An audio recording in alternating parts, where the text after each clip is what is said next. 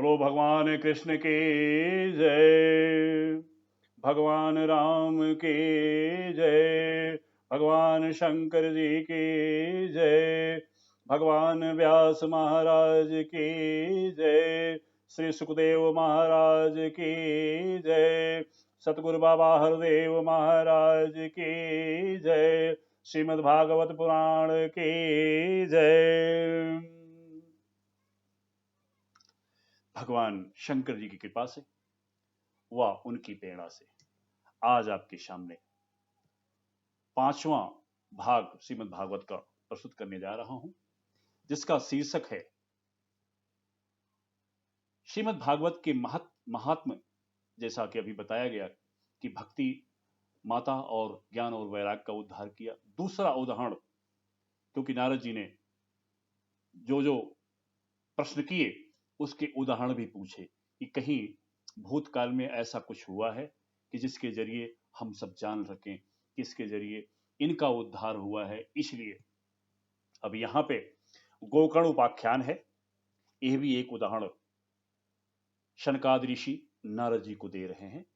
इस प्रकार से गोकर्ण उपाख्यान जो अत्यंत पापियों को कल्याण करने वाला है, उसका यहां पे वृत्तांत आएगा। इसमें वृत्तांत इस सत्संग में आएगा। अभी ये पिछले प्रसंग में यह जिक्र हुआ था। पहले भगवान नाम सुमिरन।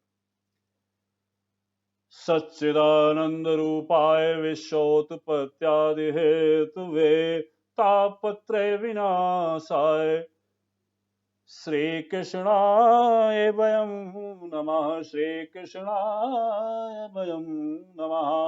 बोलो कृष्ण भगवान की जय। पिछले प्रसंग में हमने श्रवण किया कि सूत जी कहते हैं कि पिछले प्रसंग में हमने सुना कि किस प्रकार से शनकादि ऋषियों ने नारद जी को श्रीमद् भागवत सुनाना प्रारंभ किया और अभी महात्मा का ही चर्चा कर रहे थे। उसी दौरान भक्ति जी युवती हो गई। उनके दोनों पुत्र जो अचेतन पड़े हुए थे वृंदावन में, वो भी युवक और हस्त पुष्ट होकर के सभा में पहुंचे। शनकादि महापुरुष ने सबका परिचय सारे संत महात्माओं को दिया। सारे संत महात्मा बड़े प्रसन्न हुए और माता जी के पूछने से उनको कहा कि आप सबके हृदय में निवास करें। माता जी ने अपना स्थान ग्रहण किया। सूत जी कहते हैं कि हे शौनक जी, वहां पे ऐसा अलौकिक माहौल, भक्तिमय माहौल हो गया कि भगवान इस भक्ति हर भक्त अलौकिक भक्ति का प्रावधान हुआ देखकर भगवान भक्त वत्सल भगवान स्वयं अपना धाम छोड़ करके वहां प्रकट हो गए।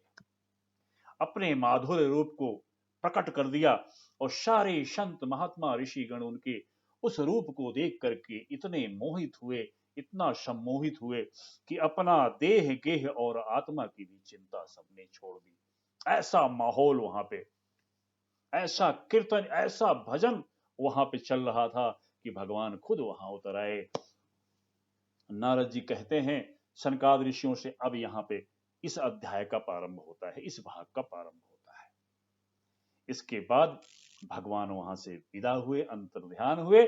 उसके बाद नारद जी ने शनकादि ऋषियों से प्रश्न किया कि हे महात्मन, आप मुझे बताएं कि इस कथा के श्रवण करने से कौन कौन से लोग पवित्र होते हैं, किन किन प्रकार के अपराध करने वालों का कल्याण होता है। नारद जी ने जो पहला प्रश्न किया वो है, शनकादि मुनीश्वरों ने कहा कि भागवत के सप्ताह यज्ञ से निम्न लोगों का कल्याण होता है। अगर भागवत शास्त्र का श्रवण किया जाए तो किन किन लोगों का कल्याण होता है, ये शनकादि महापुरुष नारद जी के प्रश्न का जवाब दे रहे हैं। पहला, जिनका स्वभाव पाप रूप हो, क्रोधी हो, कामी हो, कुटिल हो, क्रूर हो, ऐसे लोगों का भी कल्याण होता है इसके श्रवण से।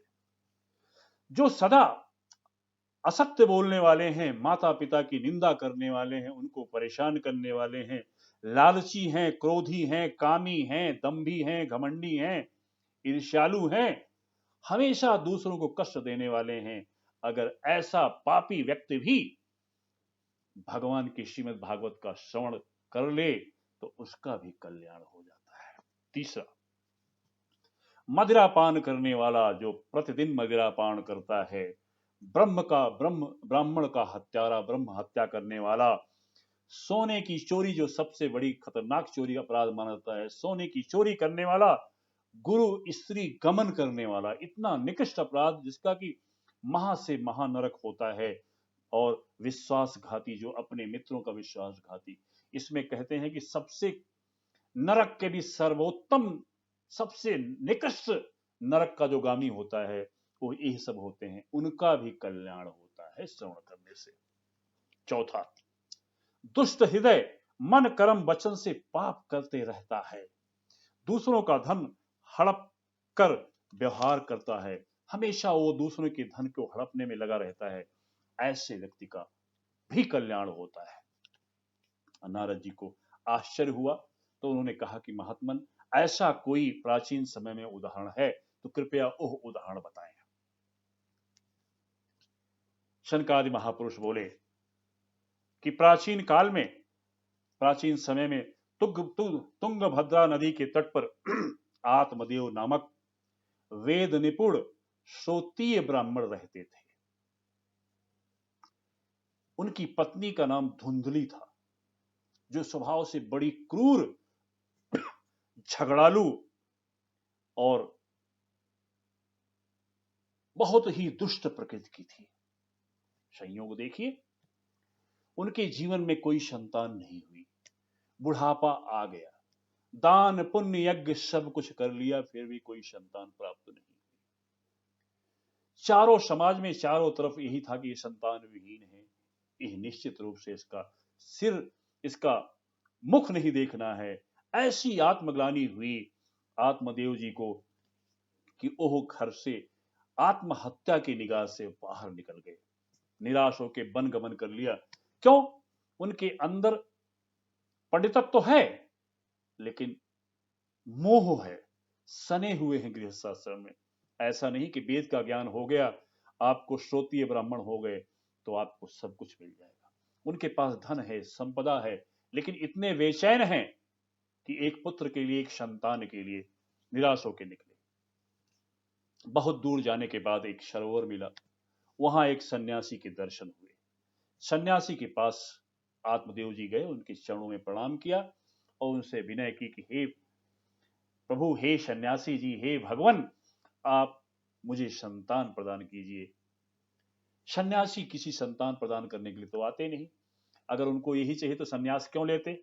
ऐसा बोध भी नहीं है। ऐसा होता है इस संसार का स्वार्थी व्यक्ति, वो नहीं जानता कि इन्होंने सब कुछ छोड़ के सन्यास लिए हुए, इनसे मैं क्या मांग रहा हूं। इतना स्वार्थी होता है व्यक्ति। सन्यासी ने कहा कि आप भगवान का नाम जपिए, कुछ नहीं रखा है, सब कुछ नाशवान है, जन्म मृत्यु के चक्कर में पड़े रहेंगे, और जो प्राप्त करेंगे, पुत्र भी प्राप्त होगा तो उसके जरिए आपको कष्ट ही होगा। और मैं देख रहा हूं कि आपका दुर्भाग्य, मैं देख रहा हूं कि आपको अगले 7 जन्म में भी कोई संतान नहीं होगी। ऐसा निकृष्ट कर्म आपके द्वारा पिछले जन्म में हो चुका है।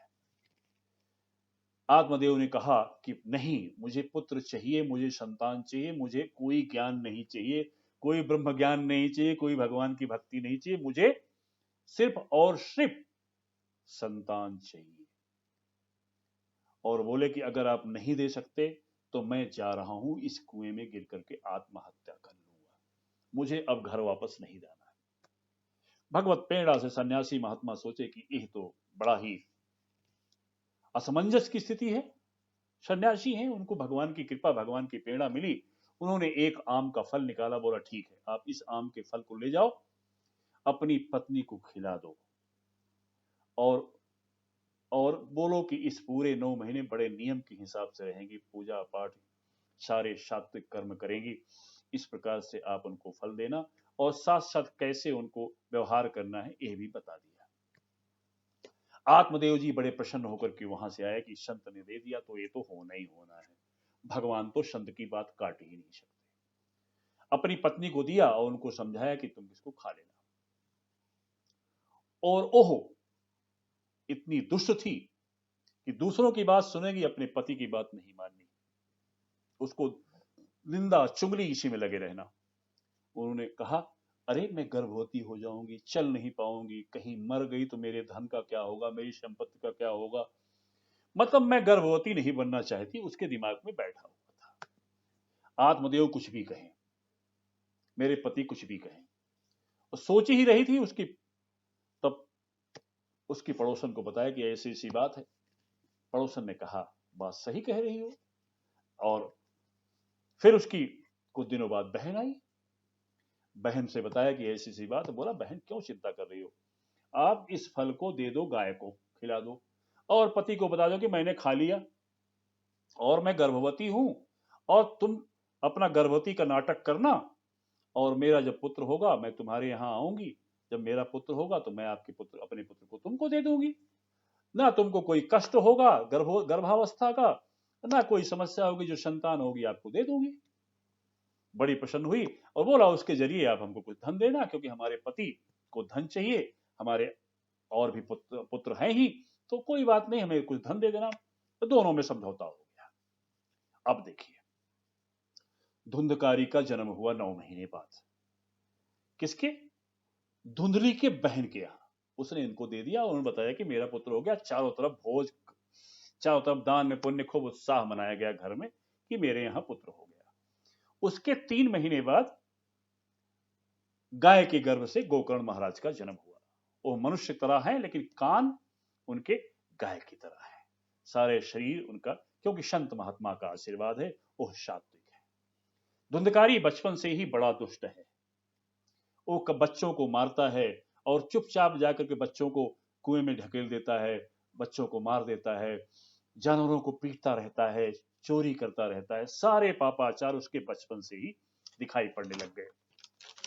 और वो बड़ा होता गया। जब बड़ा हो गया तो अब उसका नशा करना, शराब पीना और वैश्यागमन शुरू कर दिया। इस प्रकार से शराब पीना, लोगों को परेशान करना, लोगों के घर में आग लगाना, अनेक प्रकार के अत्याचार शुरू कर दिया। और धीरे धीरे धीरे धीरे जो संपत्ति थी आत्मदेव महाराज की, वो धीरे धीरे पैतृक संपत्ति नष्ट करता गया। अब उनके पास बहुत कम चीजें बची। आत्मदेव जी को बड़ा दुख हुआ। वो उनकी बात, किसी प्रकार की बात नहीं मानता था। गोकर्ण महाराज ने कहा कि अब आपके लिए यह अच्छा है कि आप घर छोड़ दीजिए, नहीं तो आपका ये जीवन भी नष्ट हो जाएगा। उनको ले गए साथ में वन।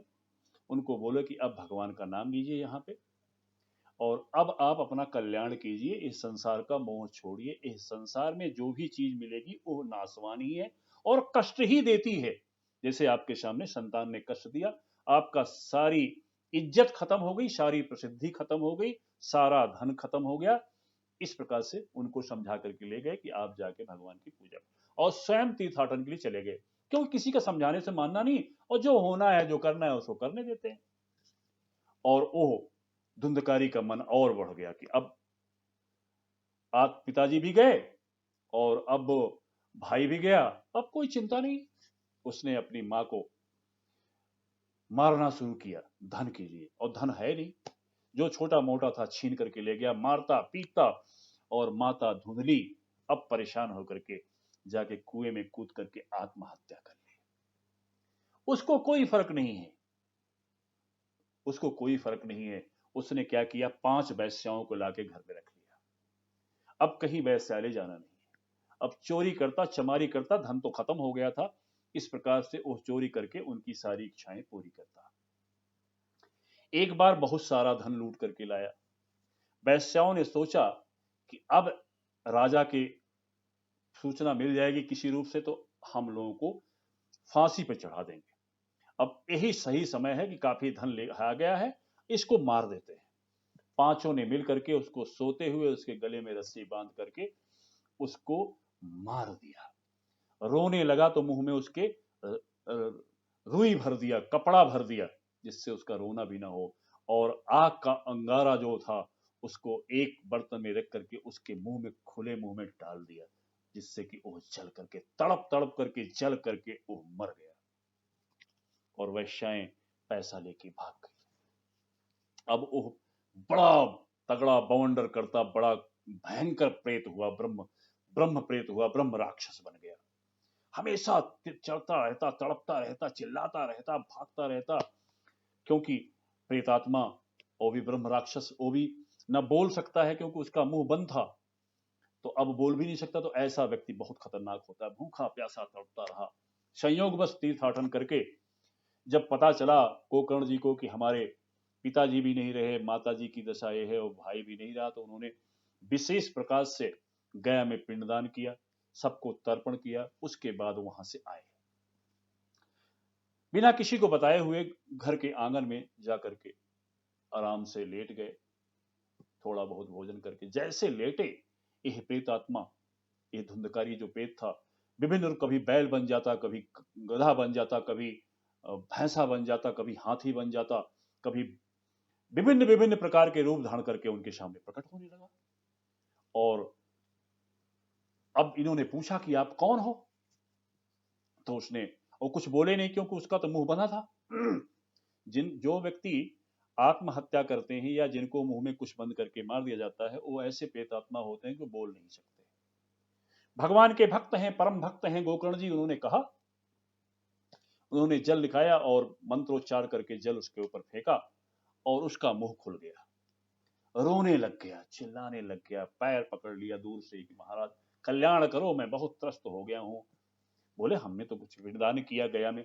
बोला कुछ भी कर डालो, मैंने इतने पाप किए हैं कि मेरा कल्याण हो ही नहीं सकता। मैं इस प्रेत योनि में फंसा हूं, कृपया मुझे बताओ, बचाओ बचाओ, चिल्लाने लगा। विचार किया कि क्या तरीका है इसको बचाने का। सूर्य भगवान के परम भक्त थे। गोकर्ण जी ने भगवान सूर्य की तपस्या की, पूजा की और विनय की कि हे प्रभु मुझे मार्गदर्शन दीजिए जिससे सबका कल्याण हो। भगवान सूर्य ने कहा कि आप श्रीमद् भागवत का सप्ताह की प्रयाण करें, इससे इसका कल्याण हो जाएगा।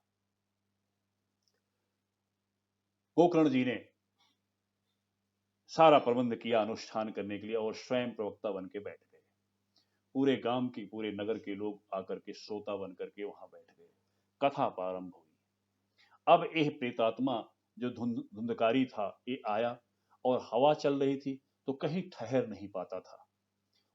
कहीं इधर बैठता तो उधर से हवा चल के उधर ले जाती। इस प्रकार वो अवस्थित नहीं हो पा रहा था। उसने देखा कि बांस का जो ध्वजा लगी है, उसकी गांठ में थोड़ा जगह दिखाई पड़ी, वहीं जाके बैठ गया और वहां पे कथा सुनने लगा। कथा सुना। प्रथम दिन जो कथा समाप्त हुई तो वो गांठ फट गई। दूसरे दिन उसको दूसरे गांठ में बैठा, क्योंकि वो तो फट गई थी, तो दूसरे गांठ में बैठा। इस प्रकार तीसरे, चौथे, पांचवें, छठवें, सातवें दिन 7 गांठें फट गई।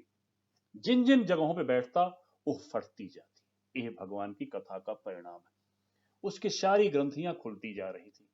और एक समय ऐसा आया कि जब 7 दिन कथा खत्म हुई, तब तुरंत वहां पे विमान आया और वह विमान, वहां पे पार्षद आए, भगवान के पार्षद। बोले इनको हम साथ में ले जा रहे हैं। और तुरंत जो है धुंधकारी भूत प्रेत योनि से दिव्य योनि प्राप्त कर गया और चरणों में गिर करके गोकर्ण के प्रणाम किया और बोला कि सब आपकी कृपा से है। यह भागवत शास्त्र आपने सुना करके मेरा कल्याण कर दिया। भगवत शास्त्र को, श्रीमद् भागवत को प्रणाम किया और गोकर्ण महाराज को प्रणाम किया और वहां से दिव्य रूप धारण करके जाने लगे। तब गोकर्ण महाराज ने प्रार्थना की कि हे महात्मन, हे पार्षद लोगों, आप अकेले इसी को ले जा रहे हो। सबसे बड़ा पापी तो ये था, बाकी लोग, पूरा गांव सुन रहा है, इनके किसी का कल्याण नहीं हुआ। पार्षदों ने बोला कि एकाग्र होकर के, मन में एकाग्रता थी, भगवान की कथा एकाग्र होकर इसने सुना है। सुनने सुनने में भेद होता है, इसने पूर्ण एकाग्र होकर सुना है, क्योंकि यह संसार से तिरस्कृत होकर के, दुखी होकर के इसने ध्यान पूर्वक सुना है, एक एक अक्षर सुना है, उस पे मनन किया है, इसलिए इसका कल्याण हुआ। बाकी लोगों ने अपने हिसाब से सुना है, थोड़ा सुना, थोड़ा छोड़ा, थोड़ा सुना। बड़ा आश्चर्य हुआ गोकर्ण जी को और पूरे गांव के लोगों को। उसके बाद जब वहां से धुंधकारी का विदा हो गया, उसके बाद दोबारा गोकर्ण महाराज ने पूरे गांव को बिठा के सत्संग सुनाया। सारे लोगों ने बड़े ध्यान से सुना। और 7वें दिन फिर विमान आए और कई विमान आए और वहां भगवान प्रकट हुए। भगवान हरि ने धुंध का गोकर्ण महाराज को गले लगाया, पुत्र तुम बड़ा उद्धार किए सबका, तुम बड़े उपकारी हो, पूरे गांव का कल्याण किया, तुम मेरे बड़े प्रिय हो। इस प्रकार गोकर्ण महाराज और सब लोग दिव्य भेष धारण करके विमान में सवार होकर के भगवान हरि के साथ बैकुंठ धाम गए, भगवान के परम धाम गए, गोलोक गए। इस प्रकार यहाँ एक कथा समाप्त होती है। इस प्रकार यह श्रीमद् भागवत का इसका ऐसा फल है कि एकाग्र होके सुना जाए तो परम धाम मिलता है, इसमें कोई शक संदेह नहीं है। यह उदाहरण सूत जी ने किसको दिया? शौनकादि जी ने तो, और यही कथा जो शनकाद जी सुना रहे हैं नारद जी को, वो उनको दिया। इस प्रकार यहाँ हम विराम लेंगे। बोलो कृष्ण भगवान की जय। जय जय सीताराम, हर हर महादेव।